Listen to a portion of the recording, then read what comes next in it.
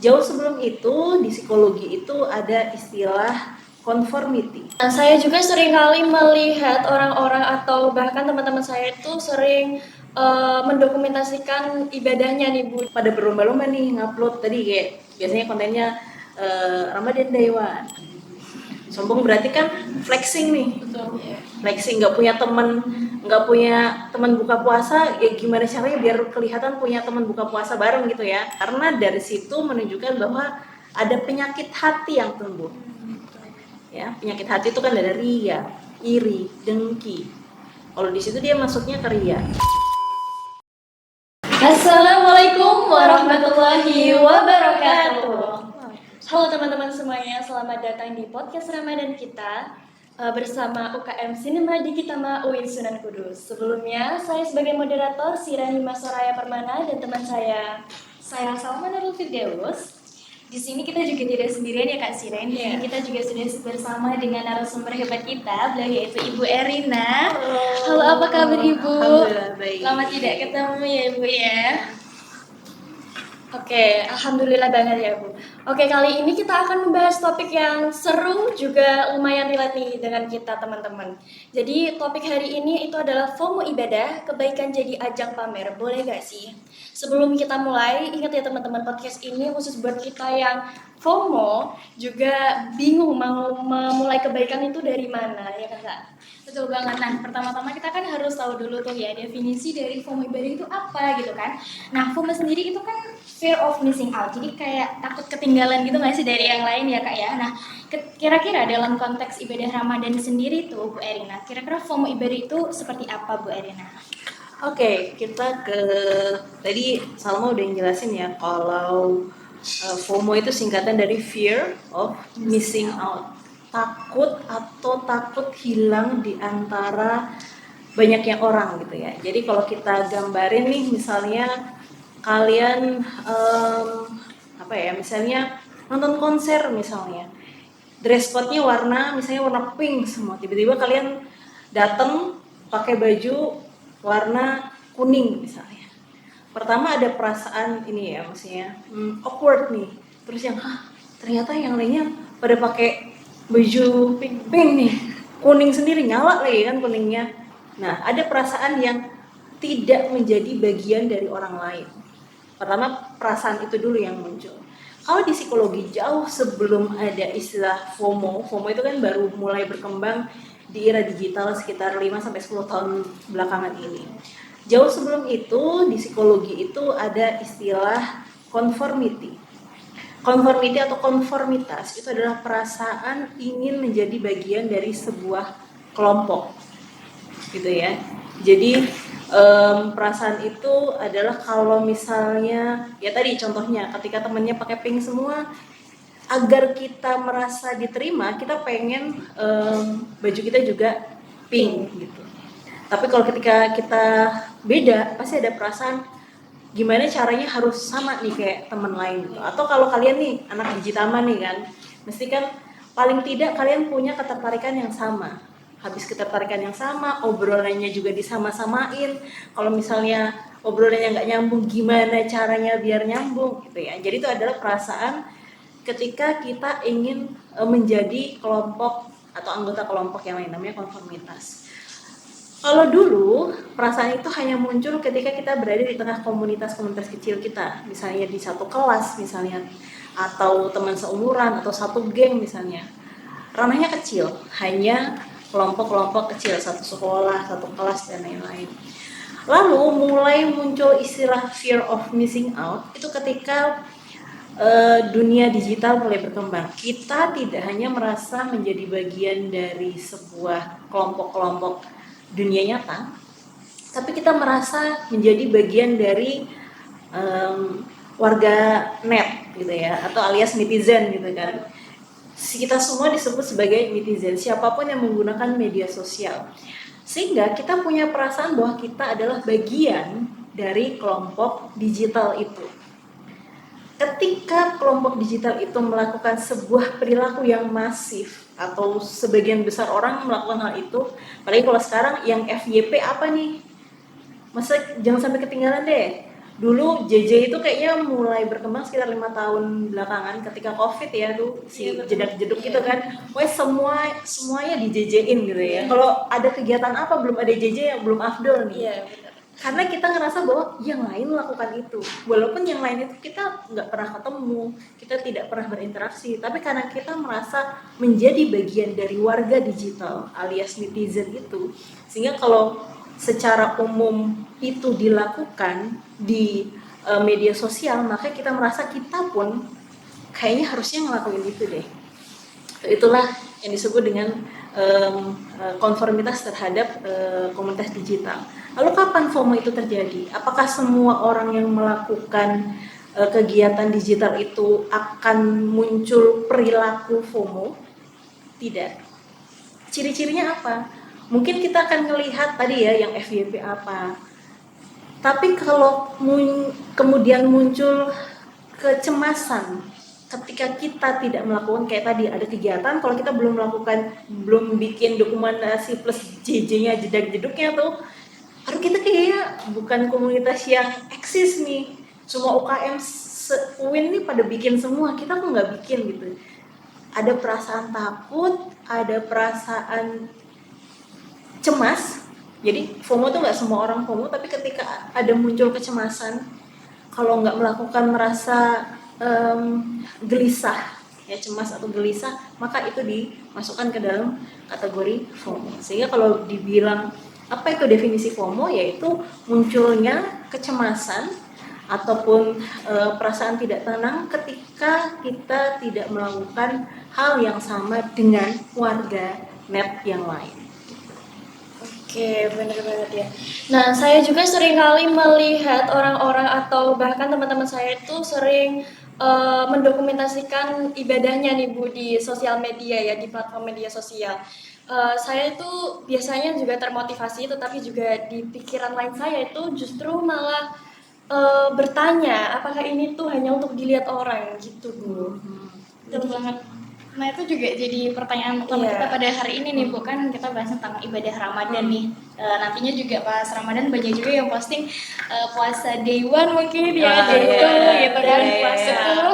Oke. Nah Bu Prina itu kan ada dua sisi yang bisa kita lihat gitu. Sisi yang pertama adalah ya kita bisa lihat sisi baiknya, mungkin kita posting kayak gitu biar yang lain yang puasanya masih bolong-bolong nih itu juga memotivasi mereka gitu. Tapi juga di sisi lain kayaknya ini orang ajang pamer deh, ria, yang itu juga menyebabkan pahalanya juga kan pasti sia-sia gitu Bu.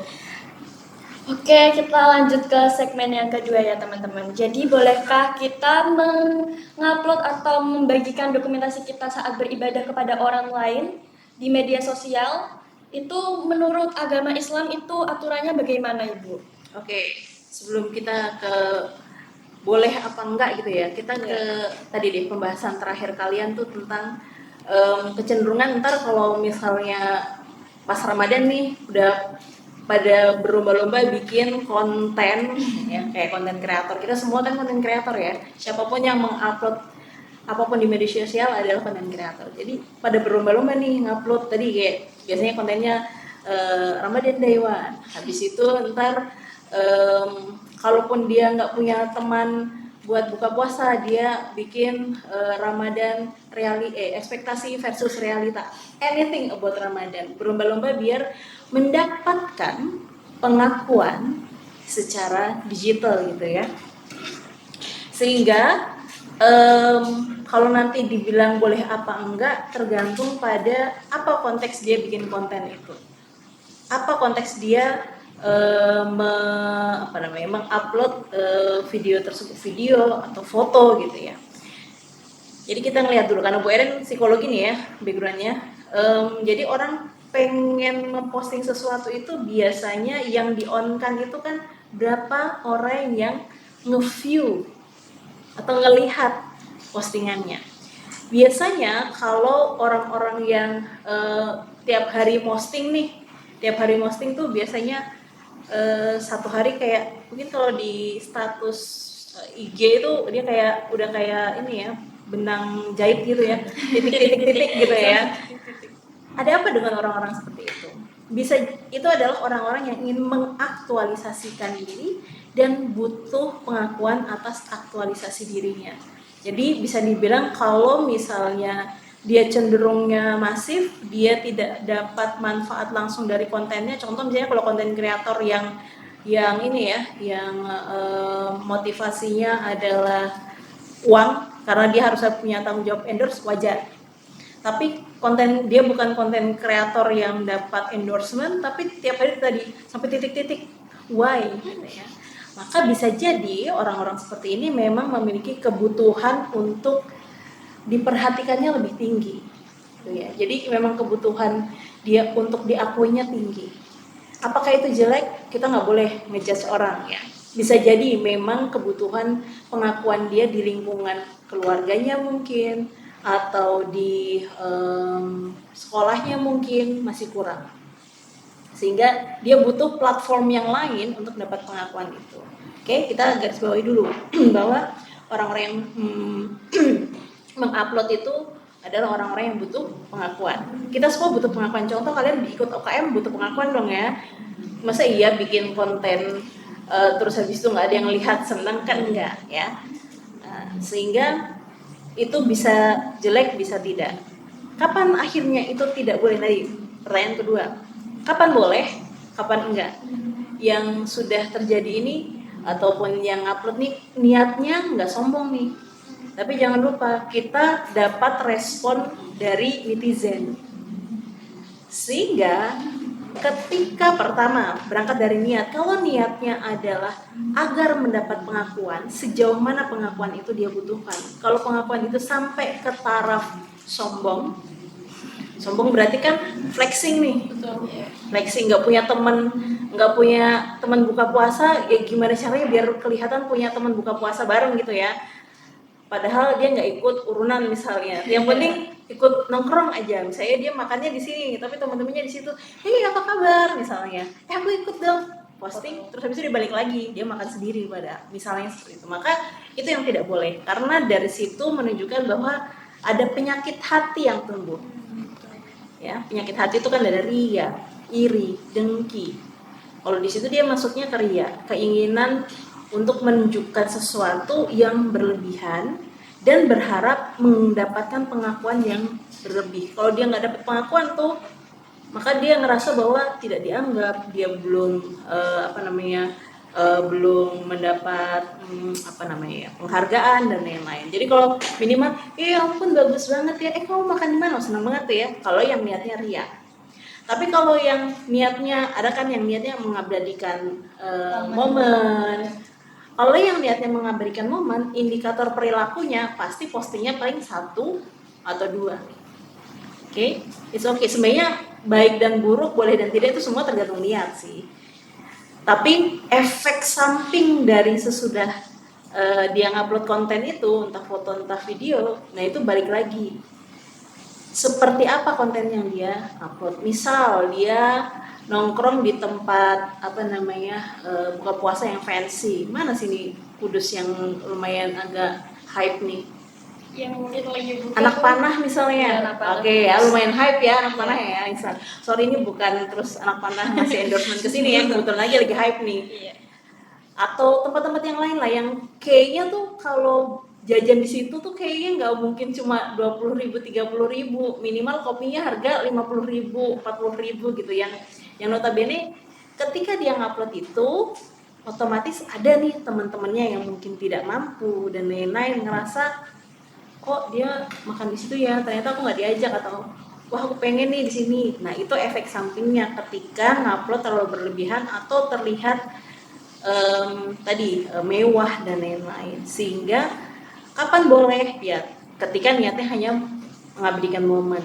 Ya nggak boleh ketika berlebihan terus kita memperlihatkan kemewahan. Mungkin bukan kitanya yang akan mendapatkan efek sampingnya. Efek sampingnya ini ya, penyakit hati, dosa mah itu efek samping berikutnya, gitu urusan Gusti Allah. Tapi kita ngelihat yang efek kita langsung lah, bahwa efek ke kita yaitu itu akan memupuk penyakit hati gitu ya. Tapi efek berikutnya adalah akan menimbulkan penyakit hati berikutnya di orang lain.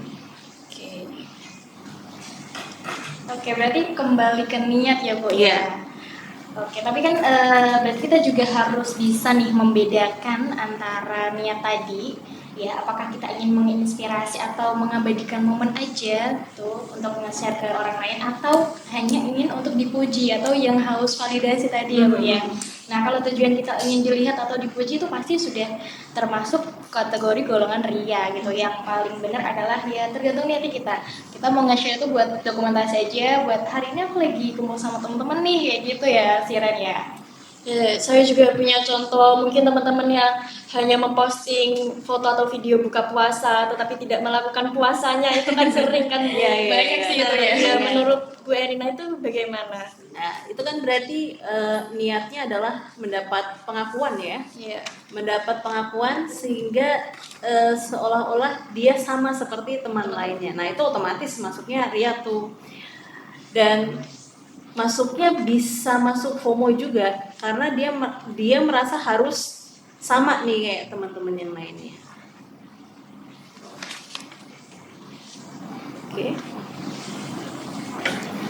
Oke, masuk di bagian yang paling penting nih. Kita juga sudah pastinya tahu kan batasan tadi yang sudah disebutkan bahwa kita tuh mau menebar kebaikan atau mengabadikan momen ataukah hanya ingin dilihat aku puasa loh hari ini kayak gitu ya. Aku juga punya teman-teman banyak loh hari ini kayak gitu kan. Nah, ini masuk di yang paling khusus Bu. Nah, bagaimana nih kita cara sebagai mahasiswa biar tuh nggak kena FOMO itu tadi, biar kita juga bisa berbagi kebaikan tapi tidak terkesan pamer seperti itu. Nah, kira-kira apa sih Bu yang bisa kita lakukan? Oke. Yang pertama pastikan kalian hanya mengupload konten yang sifatnya tadi mengabadikan momen. Tanya pada diri sendiri seberapa butuh kamu untuk mengupload video itu. Be aware ataupun mulai harus waspada ketika ada perasaan, ketika kalian buka foto ataupun apapun yang kalian upload ternyata viewersnya kecil. Dan ketika viewersnya kecil kalian ngerasa terutama kalau ada yang disasar gitu ya, dia udah nonton, udah lihat belum gitu ya. Ya kan biasanya gitu kan? Biasanya gitu upload status buat tarik perhatian si dia doang nih. Hati-hati dengan perasaan ketika kita sudah mulai ngerasa kita ngupload konten tapi nggak ada yang lihat, terus ada perasaan cemas. Maka sebaiknya puasa dulu. Puasa mengupload. Yes, untuk mengevaluasi. Kalau di dalam psikologi Islam namanya bermujahadah ya.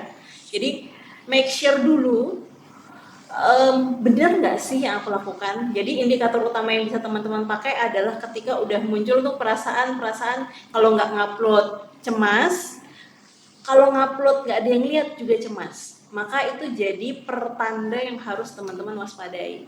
Jadi kalau itu perasaan itu sudah muncul, ya boleh upload satu dulu. Karena kalau nggak kayak gitu kalian akan ngerasa cemas berlebihan juga karena nggak ngupload gitu kan. Jadi start pertamanya teman-teman bisa ketika sudah ada rasa seperti itu teman-teman stop dulu. Nanti, yang kedua baru pastikan bahwa tidak ada hal-hal yang membuat teman kalian iri. Pastikan siapa sih teman-teman sekitar kalian yang akan melihat status kalian gitu ya. Contoh misalnya kayak Bu Erin tidak pernah memposting hal-hal yang berbau kampus di media sosial A. Ya, katakan Facebook, kalian udah nggak main Facebook ya guys. Di Facebook Bu Erin nggak akan mengupload hal-hal yang berbau kampus karena kalau di Facebook itu isinya teman-teman di dunia musik, seni, terus teman-teman termarginalkan. Kayaknya kan nggak etis ya kita menunjukkan sebuah hal-hal yang fancy ke teman-teman yang belum tentu mereka melakukan hal tersebut.